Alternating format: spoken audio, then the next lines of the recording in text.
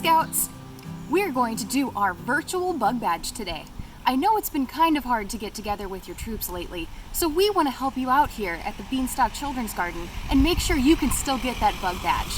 For our parents, here is what we are going to be going over in the next few videos. We're going to learn about bugs. This is going to be through 2 activity sheets. One of them where we learn about bugs and bug parts, and the other one where we learn about friends and pests in the garden. The next step we do is going to be a bug craft. This can vary depending on what resources you have available at home. The third one is we're going to see bugs in action. That way we can make a bug box and actually look at those bugs right in front of us. But if you don't have an outdoor space, that's okay because you can see some bugs on our video. Next, we're going to look at bug homes, also called bug habitats. We're going to go on a bug scavenger hunt in our Beanstalk Children's Garden, and then we're going to learn about metamorphosis through a Metamorphosis Simon Says game. And then last, you can take a bug field trip. So if you have some time to come and visit us at the Beanstalk Children's Garden, we would love for you to see our bugs in action there. Hope to see you soon.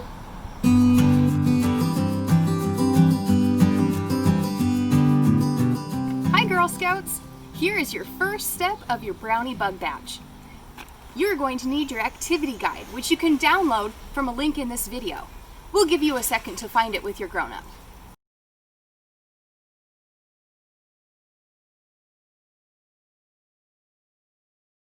Did you find it? Did you get the activity guide? All right, let's take a look. Here are some of the questions that we're going to talk about during our bug badge today. What kind of habitat is this? We'll look at different bug habitats. How many legs does my insect have? There's a new word, insect. Did you know that insect doesn't mean all the bugs that you might see? Insects in particular have 6 legs. We'll talk about the other kinds in a bit. Does my insect have any wings? I bet you've seen some winged insects. Does the insect have any noticeable antennae or feeler appendages? And are there any noticeable moving jaw, mandibles, or mouth parts? That's not really something we're going to get very deep into today, but you might see some examples of mandibles on your insect. Let's open up to the first page.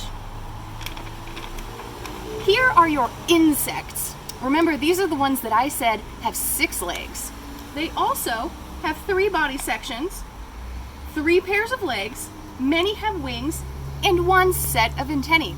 Can you name any of these insects on your page? Nice job. Have you seen them in real life as well? Maybe a butterfly fluttering by? I have too. I've seen a lot of those. So the first thing I want to tell you about insects is these 3 body sections that we've talked about. I've got a song for you. Here are our 3 body sections: head, thorax, and abdomen. But those are kind of hard to remember, aren't they? Not if you put it to a song. Head, thorax, abdomen. Head, thorax, abdomen. The thorax is where the wings come out. I have 6 legs I can walk about. Head, thorax, abdomen. There you go. Those are the 3 parts of an insect. But we said there were other types of creepy crawlies that fall into the bug category, right? What's another one? Do you know this word right here?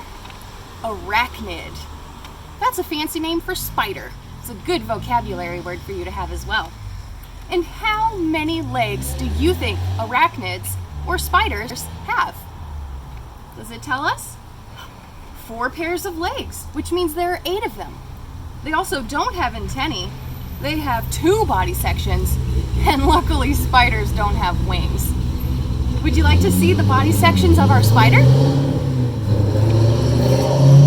On a spider, we have the head part, which is called the cephalothorax. Let's say that word a couple times. Cephalothorax. You want to try it? Cephalothorax. I know, that's a big vocab word.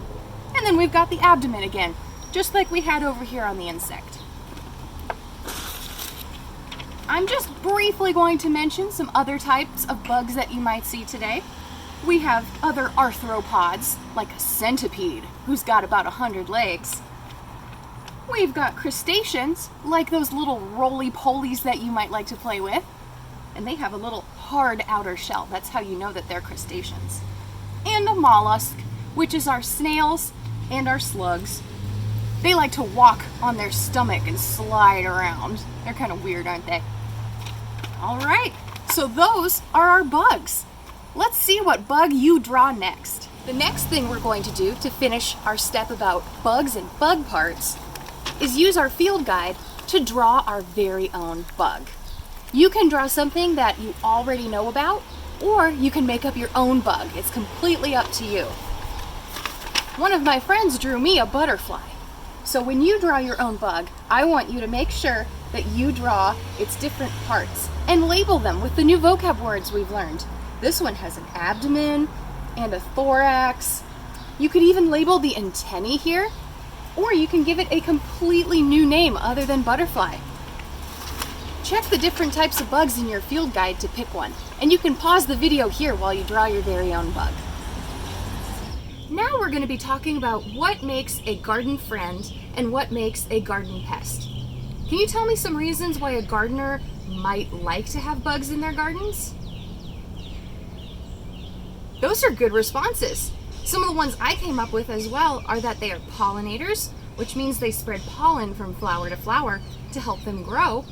And they also might eat the bugs that eat your plants. That makes sense? Let's move on. If it is a pest, those are going to be the bugs that eat your vegetables. You might see little holes in your vegetables when you're picking them outside, and that is the garden pests. They also just might be pests because they like to bite you like a mosquito. All right, let's see if we can pick out some of these garden pests and garden friends from our list. Check in our comments below to find a worksheet for you to do at home, and feel free to pause the video right here. We'll get to the answers after you're paused.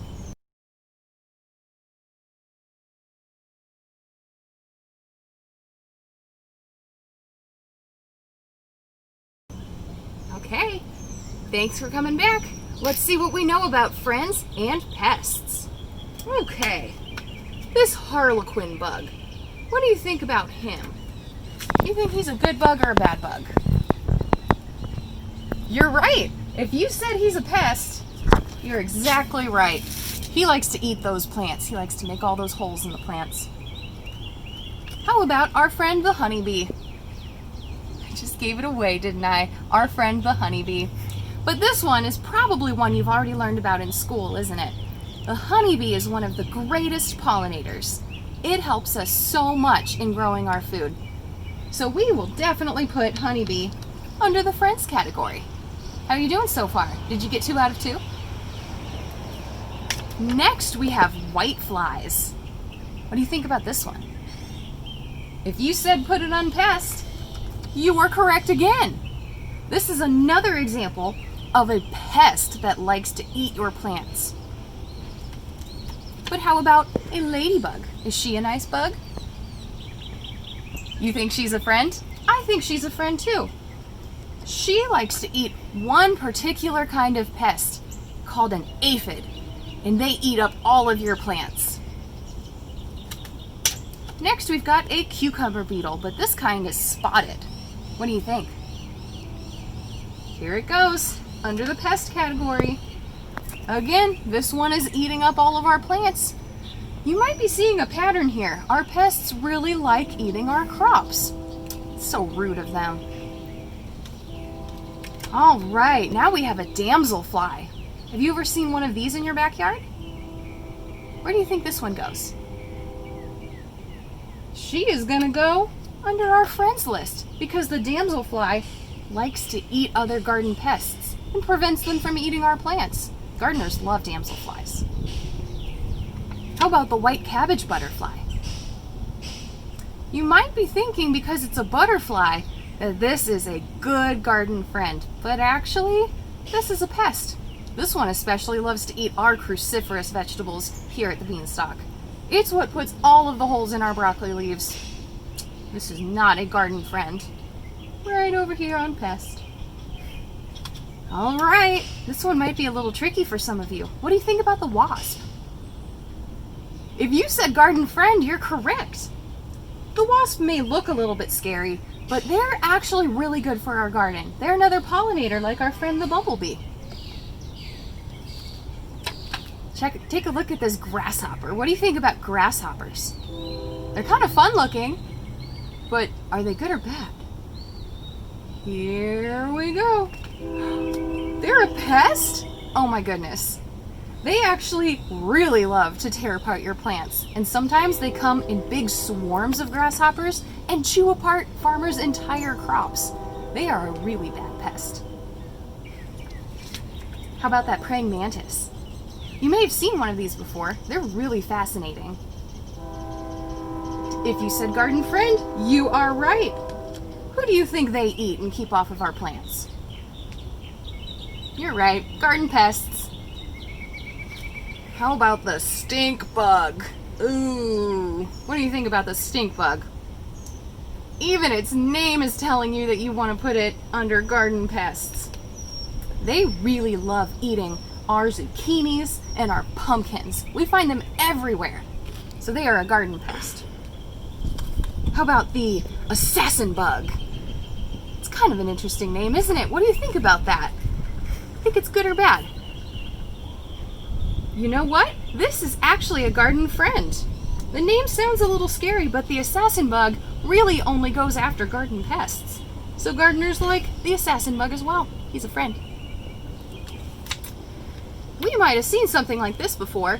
This is the cucumber beetle, but he's striped. So what does that tell you about cucumber beetles? Yeah, that this one is probably a pest too. And you would be right. Another one who's eating our plants. Can't they stop this? Is there anybody who can protect our plants? Do you think the dragonfly can protect our plants? The dragonfly is a garden friend, and dragonfly loves to eat mosquitoes. This is a really good bug, isn't it? Keeps you from getting all itchy. So we will put the dragonfly right here, under garden friends. Next we come to aphids. You might remember this word from a little earlier. Do you remember who on here likes to eat aphids? It was the ladybug, you're right. So that would make this a garden pest. Oh, we filled up our pest category. And we've just got one more left, called the lacewing. Where do you think the lacewing goes? You're right. Right here under garden friends, because it also likes to eat aphids. We don't like those aphids because they tear apart the plants. All right, how did you do? Did you get them all right? You are now a professional at garden friends and pests. Thanks for joining.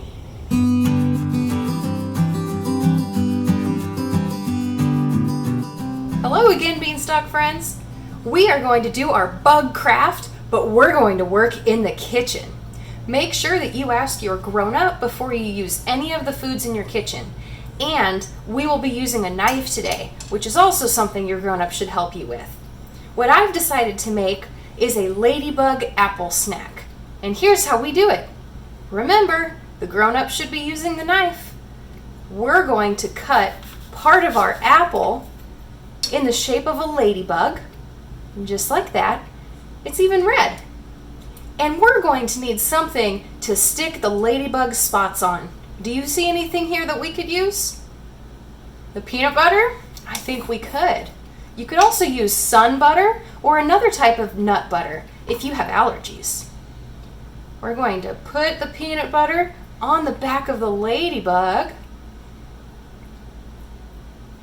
and then stick on some spots. We're using cereal, but you could use chocolate chips, you could use raisins. There are a lot of things you could use. We're going to give our ladybug 6 spots. And then, since we learned that insects have 6 legs, and ladybugs are insects, I'm going to put 6 carrots on for legs. 1, 2, 3, 4, 5, 6. And our little ladybug needs a head. And I have a perfectly ripe cherry.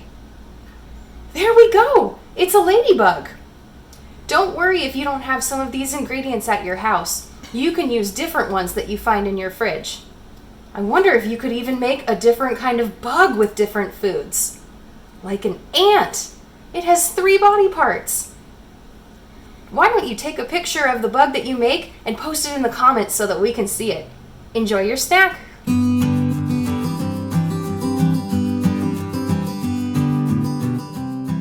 Hello again, Beanstalk friends. Now we're going to make a bug collector for when we go on our bug scavenger hunt. You only need a couple different things. You could use a paper towel to put on top of a clear cup and then secure it with a rubber band. But if you don't have a paper towel, you could also use a coffee filter, or you could use an old pair of tights that you have at home. Let's see how this goes. We have a little bug we'd like to collect. So make sure you have something to touch the bug with that isn't your fingers. And then scoop the bug into the cup. They might move around a little bit, but that's okay. And then secure your paper towel right on top. Now we can look at our bug while he's inside of the cup. It's that easy.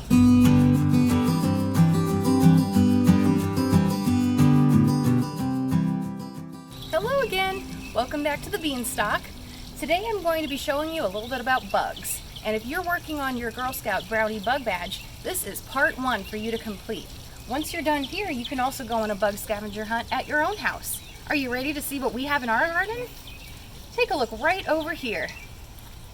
Do you see the bug right down there? Is he in our garden? If you haven't spotted him yet, I'm going to point him out to you. Right there. The reason that it was a little bit difficult to find this bug is because he was using camouflage to hide. That means he was using his color to match the colors around him. That one was a little bit hard to find, wasn't it? Let's move on to the next bug that we can see. Do you see a bug in our garden? Let's get a little closer. Ooh, it's a centipede, isn't it? This centipede should have about 100 legs.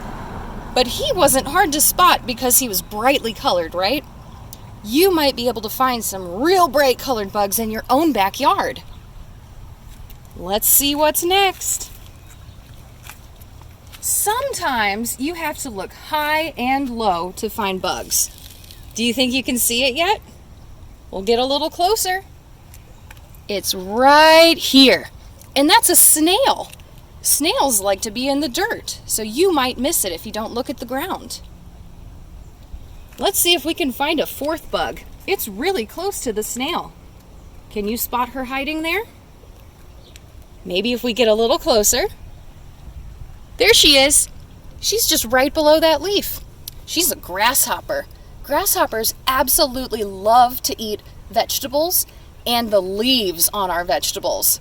Do you see all those little holes? A grasshopper might have made those.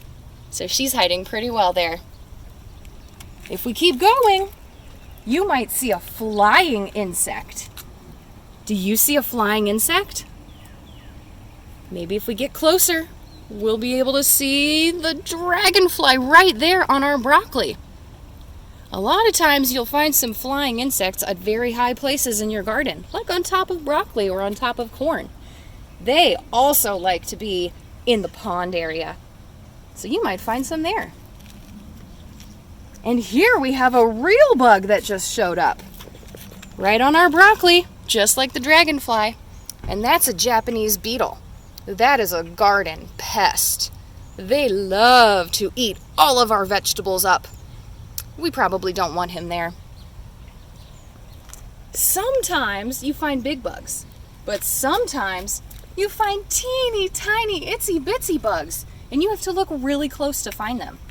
Are you looking close at the ladybug to spot it? It's right there. You have a good eye. Let's see if we can find any more over here. Ooh, I see some flowers. Sometimes flowers draw bugs to them, don't they? especially pollinators, which means it's a type of insect that gathers pollen from other flowers and takes it to the other ones around it. They're really good bugs, and that's a bee that we see there. Some other pollinators are butterflies and wasps. Oh, there's one now. Do you see the butterfly? It's using camouflage a little bit too, isn't it? It's got purple just like the cabbage leaf. How beautiful. I think I see one more over here. Oh, do you find it? It's a big old ant. If you're having trouble finding bugs, you might be able to find them where you see the holes in the leaves because that means they've been having lunch. You also could find them around water. Do you see the water droplet right there? So this is a good habitat to find bugs in. A habitat is the place where they like to live, and it has all of the resources they need to grow. Well, I think we found all the bugs in this part of the garden. I hope you go and do your own bug scavenger hunt at your houses. Let me know what you find. See if you can go and find an ant and a butterfly and maybe even a roly-poly. What else is at your house? Now that we've learned a little bit about bugs, let's put our knowledge to the test. I have some fun I Spy pages. But what we have to do with these I Spy pages is use our new vocabulary that we've learned about today. So when you play with your friend, I want you to say things like, I spy a good habitat for a bug. And then your friend is going to look around on the page and see what kind of place would make a good habitat for a bug. Can you come up with some I Spy rhymes for the word insect and the word chrysalis? You can pause in order to come up with those. All right, did you find some good rhymes? Let's see some more I Spy pages. Here's another page that has some insects on it. I think it might have something else too. Can you come up with some I Spy rhymes with six-legged insect, antenna, and thorax? You can pause again in order to come up with these. Very good. I have one more for you. This one is really hard. Look at all of the bugs on here. I've only included 3 vocab terms, but you can look back at your activity guide to see just how many you can come up with. You can even count all of the bugs that you see. Some bonus vocab words are arachnid, mollusk, and mandible. Think you can come up with them? You can pause the camera here in order to do it. Welcome back. I hope that you found a lot of I Spy rhymes in here and that you learned a lot of new vocabulary about bugs. Hello, Girl Scout friends. I'm here to talk to you about some butterflies and moths. Have you ever seen a butterfly in your garden? Did it look maybe like this? This is one of the most popular butterflies called the monarch butterfly, and we have them here at the Beanstalk. Can you think of any other kinds of butterflies? Yeah, that's a good guess. We've also got black swallowtail butterflies here as well, and they grow from green little caterpillars. Did you know a caterpillar and a butterfly were the same animal? Oh my goodness. It is a strange cycle. Would you like to hear about it? Here we go. It is called the cycle of complete metamorphosis. Can you say complete metamorphosis? Good job. I know it's a really big word. Good vocab word for you today. Well, in complete metamorphosis, a butterfly or a moth will start out as an egg. And then they get a little bigger. They get a little bigger. And then they're called a larva. And when you see a larva, it's going to look just like a caterpillar to you. Here is our caterpillar when he's a little bit bigger. Then they turn into a pupa. For butterflies, this means they build themselves a chrysalis. For moths, this means they build themselves a cocoon. They are 2 different kinds of pupa stages. Lastly, after they emerge from their cocoon or chrysalis, they become an adult butterfly or an adult moth. Pretty cool, right? Would you like to see one of them? We found a fall webworm caterpillar right over here in our raspberries. They also really like to eat our mulberries. Now, the reason I feel comfortable picking this up is because I know what it is, and I know that it's not going to hurt me. But normally, you don't want to pick up bugs if you don't know anything about them, because they could be toxic. He's pretty fun looking though, isn't he? All right, thanks for learning about metamorphosis with me. Next, we're going to play a game of Simon Says to help you learn those vocab words a little bit more. Hello again. I hope you remember what we just learned about metamorphosis, because we're going to play Simon Says with metamorphosis. Are you ready to learn the moves? We're going to start by being a caterpillar egg. Can you be an egg? Nice job. And then that egg, it turns into a larva, doesn't it? So this is your action for larva, just like this. And then it grows up and it becomes a pupa, like a chrysalis. Can you act like a pupa? And last, it turns into a full-on butterfly. Let's do those one last time before we start our game. Egg, larva, pupa, butterfly. All right, let's see if you can do it. Simon says, be an egg. Did you do this? Nice job. Simon says, be a butterfly. You should be doing this.